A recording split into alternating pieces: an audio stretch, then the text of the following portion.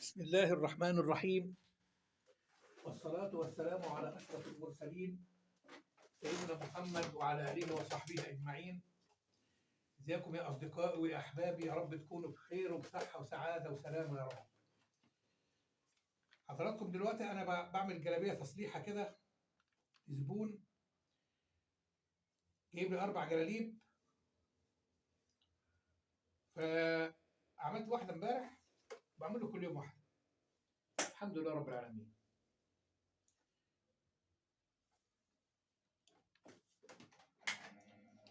بضايقها له شوية لأنه بيقول لي دول كانوا بتاع أبويا والدي الله يرحمه،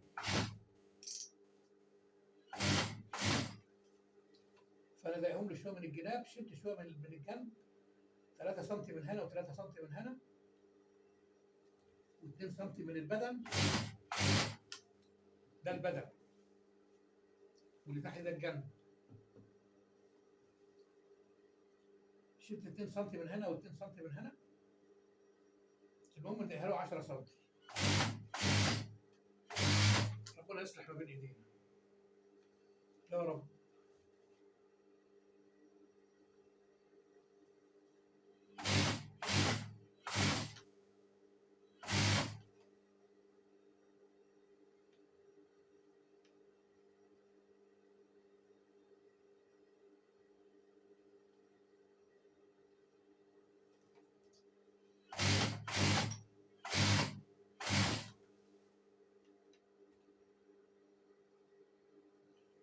بسم الله الرحمن الرحيم.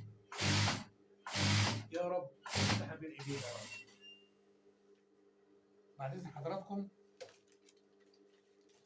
اخد حقنه الانسولين، لان ميعاد الصبح، ميعاد الانسولين دلوقتي جه، ميعادها الساعه 9:30. اخدها.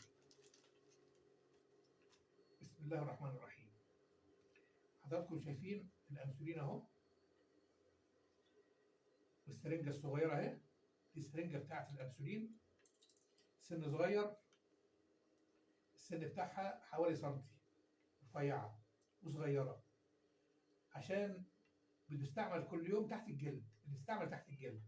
وعشان اخدها كل يوم لازم تكون صغيره، مش الحقن الكبيره بتاعت الفخذه وبتاعت الاليا والمسكن والحقن التانيه وكده، لا. دي اخد منها 25 بالليل و35 بالنهار. بسم الله الرحمن الرحيم.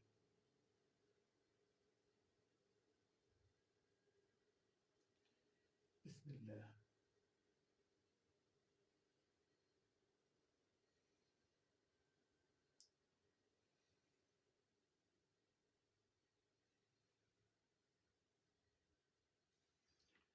بسم الله الرحمن الرحيم.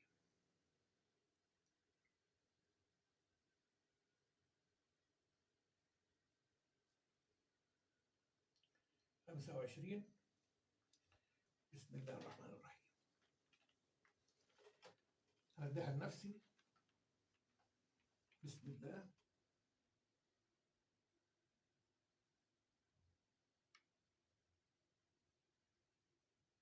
بسم الله الرحمن الرحيم.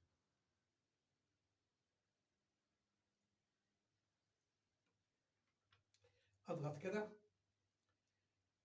فوق مكان الابره عشان الدواء يسرح تحت الجلد. الدواء بتاع الانسولين يسرح تحت الجلد، لانها بتخشش في الفخذه ولا في الاليا ولا في العضله، ملهاش دعوه بالعضله دي تحت الجلد.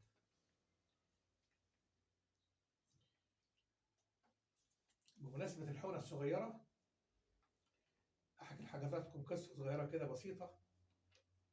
كان ليا حد يهمني، يعني حد عزيز عليا، فكان في مرض عنده، بياخد حقنه كل يوم مسكن عشان التعب اللي عنده.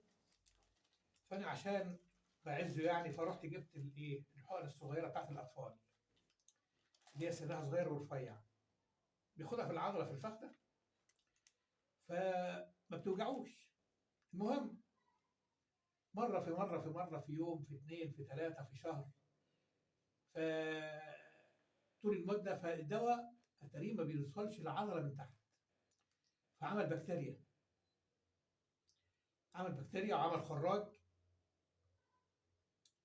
جبت الدكتور عشان يشوفه، قال لي لا ده كده الدواء ما كانش بيوصل، والخراج ده من على الوش كده على وش العضله من فوق، عامل خراج الدواء، بعمل بكتيريا بقى العضله ما امتصتوش واستفادت بيه، كانت بتستفيد بنسبه منه، هو كان بيخف ومسكن وكده، فكان بيخف من الحبه اللي بيوصلوا له، لكن الباقي ما كانش بيوصل العضله من الداخل من تحت، فكده غلط. فانا بنصح حبايبي واصدقائي ما يستعملش الحقنه الصغيره بتاعت الاطفال لبني ادم كبير. البني ادم الكبير العضله كبيره غليظه، لازم الابره تخش تحت في العضله في مكانها عشان تحط الدواء في العضله. وربنا يشفينا ويشفي كل مريض، ويشفي كل مريض يا رب. يا رب ارفع المرض عن احبابي وعن اصدقائي وعن متابعيني وعن اهلي، واشفينا يا رب، واشفي كل مريض يا رب. يا رب اشفي كل مريض يا رب. السلام عليكم ورحمة الله وبركاته. قبل ما انسى، برجو من حبايبي ومتابعيني اللي بيعزوني وعايزيني استمر يشاهدوا الفيديو للاخر، علشان انا محتاج دعمهم في المشاهدات. الساعات عندي قليلة، ساعات المشاهدة. ارجو من حبايبي مشاهدة الفيديو للاخر كاملا علشان يعمل لي ساعات مشاهدة، لان الساعات بتتحسب لي عند اليوتيوب عشان استمر، والا ابطل اعمل فيديوهات وعودة على الله في السنين اللي فاتت.